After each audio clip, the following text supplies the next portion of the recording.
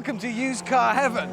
Now, our car buyer this week is after something a bit special, and that's why we're here at Oulton Park Race Circuit, because he wants a car for track days like this one, also for a bit of posing on fun days, and even a little bit of practicality thrown in. A tall order.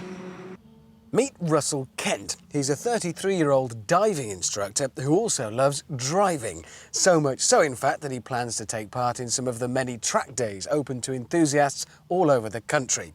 All he needs now is the car to do it in, and that's where we come in. Russell. Hi, welcome to the programme. Pleased to meet you. Now, you've got an exciting range of cars in front of you. You want something a bit different? Yeah, I do. I'm looking for a track day car, but a few sprints, but also a bit of fun at the weekend to go down to the pub. We're talking on the posing nice... here, aren't we? Little bit, Yeah, we are. That's okay. No, I yeah. agree. You don't want a track day car that's only for track days. A bit of flexibility. Yeah, a little bit of flexibility in it. All right. Well, there's actually quite a lot to choose from in that category. Yeah. As you probably know. We've got three for you to have a go at. A bit of a range here for you. We'll start over here. We have a rather nice, snazzy-looking bright red Westfield. Yep. Based on the old sort of Lotus 7 Caterham feel. Do you know the cars? Are you familiar with them? Yeah, yeah, definitely. I mean, a good, fun car. For track days, it would be absolutely ideal. I don't know whether on the road, comfort and whatever. You've got a bit of weather protection on it, but we'll explore that one. Yeah, I think we will do with the weather today. Yeah, certainly looks the part. Yeah. Then that's about sort of 9-ish grand. You want to spend up to 12, don't you? So around about 10 to 12,000. Okay. Yeah, that's right. lovely. In the middle, Porsche 911, which I know is a Classic. car you had thought was very interesting. This is an SC, so it's 3-litre flat 6 in there, about 82. Coming within your budget. Obviously very different. It's not as brutal as the track cars. You've got a bit more. But on the other hand, it's nice to go for weekends in, if you're going down to the coast. It's, you know, but also you can use it for track day. So yeah, it's an ideal car for that. Of course, what it hasn't got is the drop top, that open air feel. And we've got, boy, have we got an open air feel for you here. It's Ginetta. I mean, you can't get much more open air. It's got no windscreen. Yeah, I know, I've noticed that. A serious piece of track day kit. It's a 1.8-litre Ford in there, I think it is. Yeah. Huge amount of fun. And we'll have a lot of fun turning around. I'm sure we will do, yeah. Well, on this programme, you don't just get to look at these things and talk about them. We've got to drive them, especially cars like this, Russell. Yeah, I think I can be up for that one. I can see you jumping at the bit. Very much so. Nippy, so while we get ready, we'll take this one out first. Yeah. But before we do that, Ian Royale has got some more details.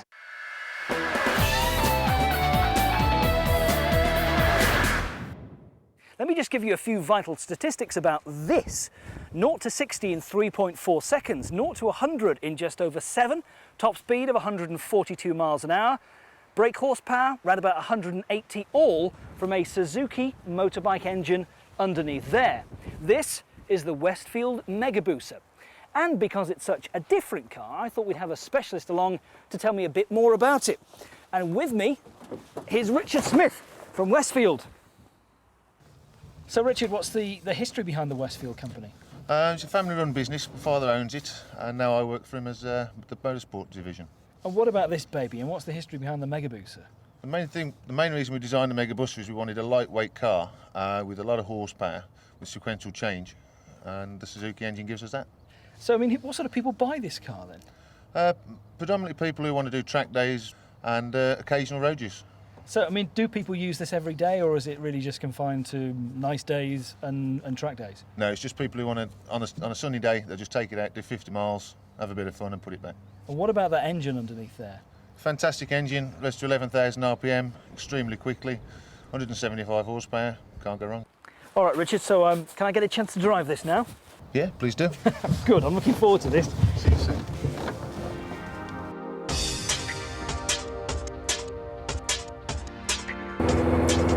I tell you what, I've never driven anything like this before. This is a whole new experience to me. Thank goodness it's staying dry at the moment, because as you can see with the Westfield Mega Booster, it's completely open to the elements. There is no cover on you whatsoever. But this can be a whole barrel of fun. I can now begin to see why people want to own a track day car, because it's not just for track days. When you get a nice day and when it's dry and the roads are like this, you really can exploit this car's potential. The Suzuki engine up front sounds absolutely fantastic. I feel like I ought to wear some goggles and a flying hat or something. This is just fun.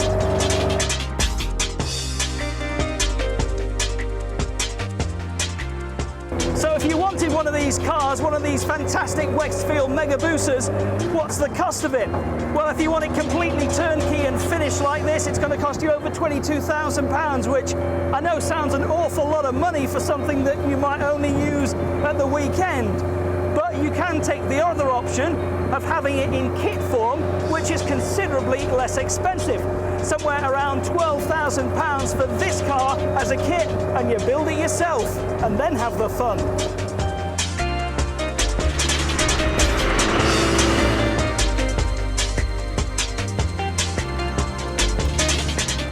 Well, now I can see what all the fuss is about with these track day cars. This is a whole heap of fun. Westfield sell 450 of these mega boosters every year, and that's at 22 grand a pop. So just think, there are 450 lucky people who get to drive this thing week in, week out. Me, I just want to go for another spin. Ian, thank you very much indeed. It's a bit breezy already, and straight away we can feel this is not an ordinary car, No, is it, Russell? This is definitely a little not. bit different. Now, I know it's difficult to tell, but I reckon in this one fairly quickly. It brings a smile to your face. Straight away you can tell this isn't an ordinary car, can't No, you? definitely not. Talk us through what you're finding. It's uncomfortable, Yeah. but that's good fun. At the moment, you just want to stick your foot down. You just want to go. And everything's more precise. The steering. It's pretty cramped in here. There's not a lot of space. But no. Do you need space? Not really. Probably not, I suppose. Now, Definitely. a big factor here, and I like the fact that you're honest about this, is yes, you want the track day, it's got to be a credible performance car. But I mean, the old elbows on the outside. Sorry, there already, sorry, Russell, no, is it? yeah, I can no, it see wasn't. No, it wasn't. There is a pose factor here. No, never. How's it never. measuring up on the pose rating, do you feel? At the moment, yeah, it is. It's like... It's a little head turner, isn't it? It is. It's an old, sporty looking car. It's not over the top, it's not brash, but yeah, it's nice.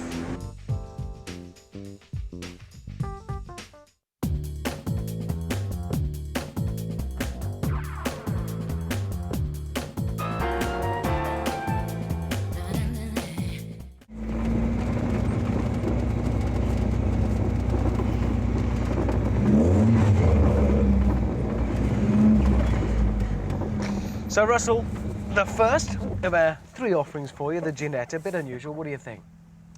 As a track day car, it's absolutely superb. As soon as you sit inside it, it's a race car feel. It's sparse, it's small, it's tight, everything grips, and it's... It does feel so solid, doesn't it? Oh, I mean, it does. there's no ornamentation on here. It's a proper, loud. Very. You've got the wind in your hair, you've got no windscreen, plenty of flies on the teeth, and Well, I it's think it great. appeals a bit to the kind of roughy-tufty macho diver side of you as well, you know. Just the discomfort. You obviously like that. Yeah, it's good. I mean, you can't go wrong in this on a track day. It's a little bit unpractical, well, very unpractical, but it's... If you're going to go long distance in it, you're going to have to put it on a trailer. Yeah. So the expense then starts rising. So some reservations about the practical side of it. Yeah, I mean, as a car, can't fault it. And it's actually very pretty as well. Oh, it's a beautiful, sleek shape. But like I say, Maybe not there. All right, well, don't worry. It's- We've got two yeah. more to have a go at. We're going to have a Yeah. drive in the Porsche next. We've also got the Caterham to have a go at before the end of the show. We will find something for you, Russell, I'm sure. But before we do that, Simon, the car doctor, has got the surgery open and ready for business.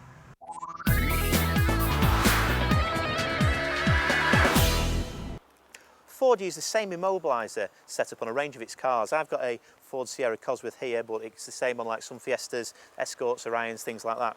And basically the way you get in the car is by obviously putting the key in the lock and turning it. Inside the lock there's an electric switch which turns the alarm on or off.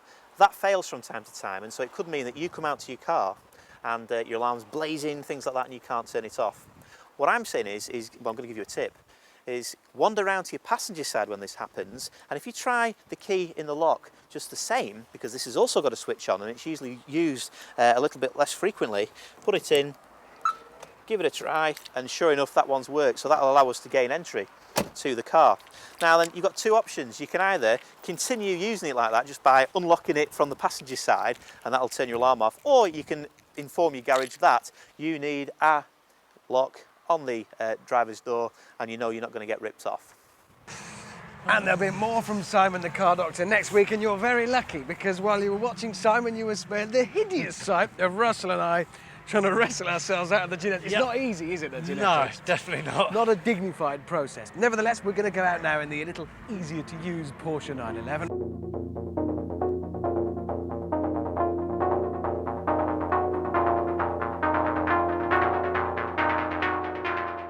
Porsches, certainly older Porsches like this, have a reputation for being a little bit tricky on the limit.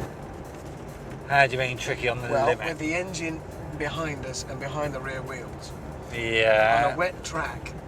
Fun. Yeah, well, it depends. To me, that's fun. That's the whole idea of Yeah. a rear-wheel drive car. It's hang the tail out. Why not? And there's no point in buying a fun car if it's got all the gadgets to kill all the fun. Yeah. The only thing I would be worried about is running costs. It's a bit of a glitchy one.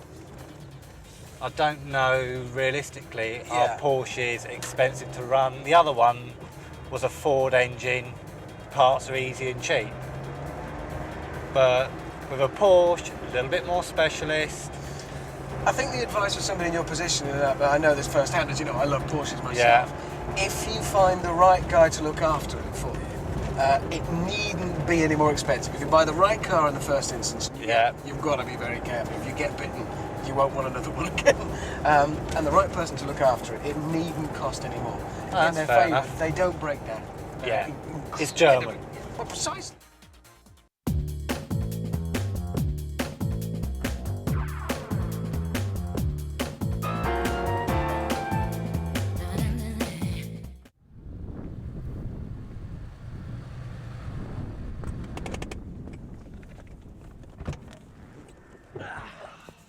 So, there it is, the second of our three cars, the Porsche 911. What do you think? Oh, it's great. It's a Porsche, full stop. More comfortable. You still got the speed. You still got the fun in there. It's not a stripped-out track car, but it's more practical. You can use it for the track. You can still get the tail end happy on it. It's a good, fun car. I just like Porsches, so yeah. It's interesting that it would seem like you're making quite a simple purchase. You want a simple track car, but it's not that simple. It's quite complicated. There's a lot of factors in the compromise. You're spending a lot of money on them, so it's got to be right. So you've got to pick the right one. And yes, the Ginetta is a good sports car, but you can have fun in this, but you can do the long distances, a little bit more practical. So yeah, got to weigh it up. Emulating some ideas. We're Very getting much closer. so, Well, yeah. that's only two of them. There is another one. We're going to have a go in the Westfield, of course, after the break. That's Yeah. going to be good fun. And also to come after the break, we'll be visiting the Trading Post, and Ian Royale will have an alternative suggestion. We'll see you in a few minutes.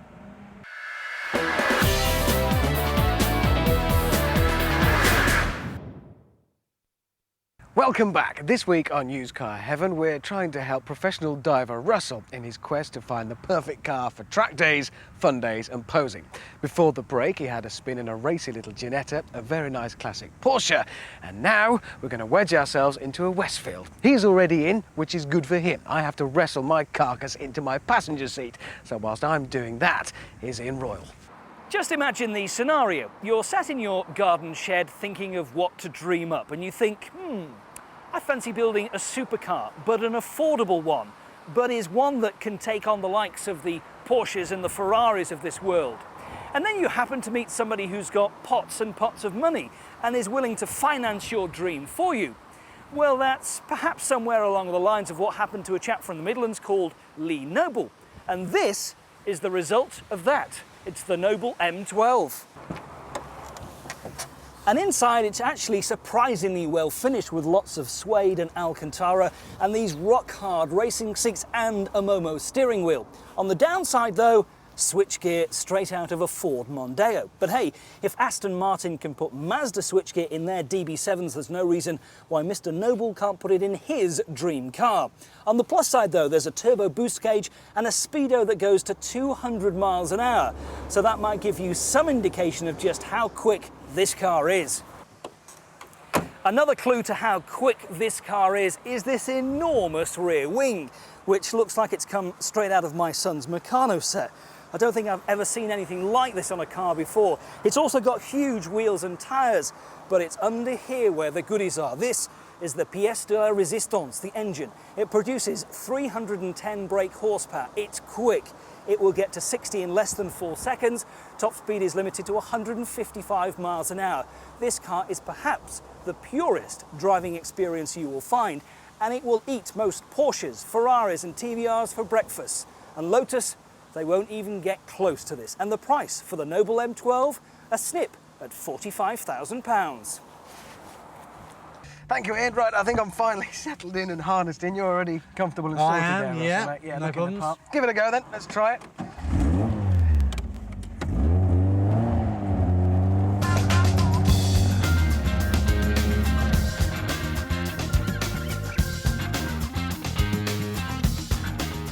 We've said that it is quite a complicated purchase for you because you want the track car, you want to be able to drive it to the track, you want to maybe even go away in it.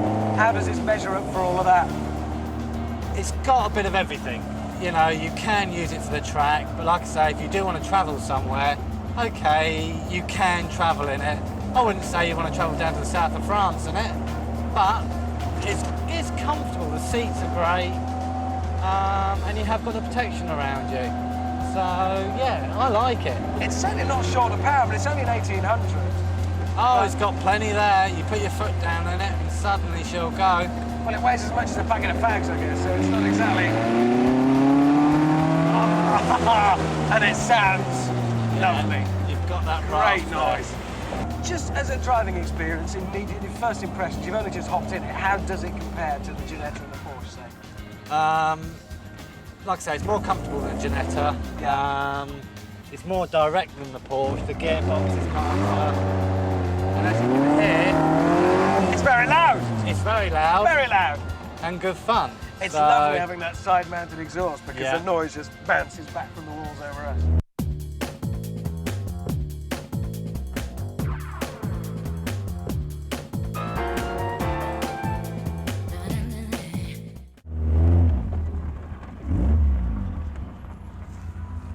Right then, rustle me old fruit. You know what we're going to do now, don't you? Try and get out of this thing. Oh. With dignity. This is not what you want to be doing in your best clothes or a short skirt. We are out. So, the Westfield, what did you think? Best fun. It really is a good, fun, toy type car. It's brilliant. Yeah, it's good. It's still great. not that practical though, is it really? Yeah, but you have got practicality here. It's got a roof. It's got a windscreen. That's all you need, and it's great. Funny, you really warmed to this car, and I'm quite pleased because at one point I thought it was all going the Porsche's way. Now suddenly it looks like there might be more of a decision to make here. Definitely. It's a fun car. All right, really well, is. you've got to make your mind up. So while you're doing your pondering and coming up with your final decision as to which car is going to go for, we'll take a visit to the trading post.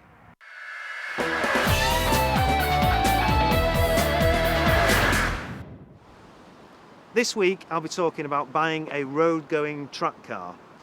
This model that we're looking at today is an Audi TTR, which is a modified Audi TT Coupe. Standard cars, 225 brake horsepower. This one has a lot of modifications with 300 brake horsepower. This particular car was used as the pace car for the DTM Touring Car Championship, and it will retail for just under £40,000. You don't have to be spending that level of money. If you want a weekend vehicle, like a Westfield or a Caterham, you can pick one up with a little bit of hard work for around about £5,000 to £10,000.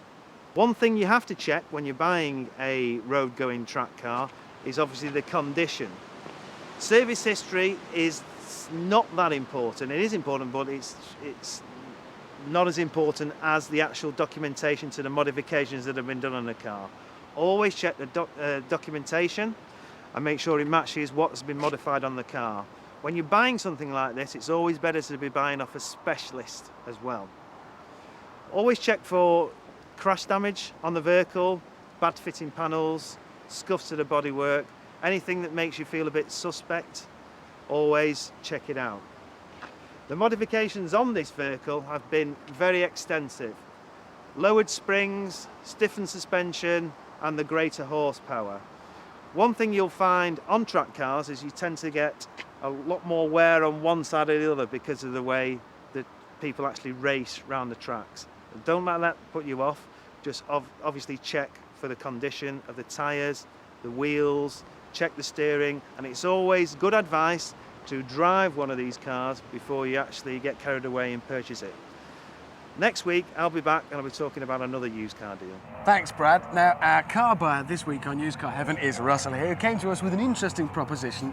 Track day car, pose day car, let's be brutally honest, mate. No. But you want to be able to drive it to the track day, so that's been the issue. Let's It's go been through them. fun. We're going to reveal It's your been decision. fun. Third place, the Ginetta. And it's good looking, it's got the looks, but it's just a little bit too impractical. You'd have to put it on a trailer for long distances. It's a shame, because it is a fun track day car. But maybe a bit too much. Yeah. Okay, pretty though it was by Ginetta. In second place, and I'm surprised here, Russell, because I thought you'd fallen in love with the Westfield. You were smiling, your eyes were bright. It's the best fun I've had in a car. It is really good fun, but I'm worried about depreciation values on it. I'm very impressed to see there's a little bit of sensible thinking in there. You might be buying with your heart, but your head is involved a little bit there. It has to be. It So has to be. that means there can be only one winner, and this week it is. You're going to go for the little old 911. I am. It's got the track day potential. You've got your comfort. You can drive it anywhere. Well, I'm chuffed we helped you find the right car. It's going to be the Porsche. And good luck with it, and enjoy those track days. Take care. Certainly will do. Enjoy. Thanks very much. Thanks for taking part. That's it for this week on Used Car Heaven. We'll see you next week for more.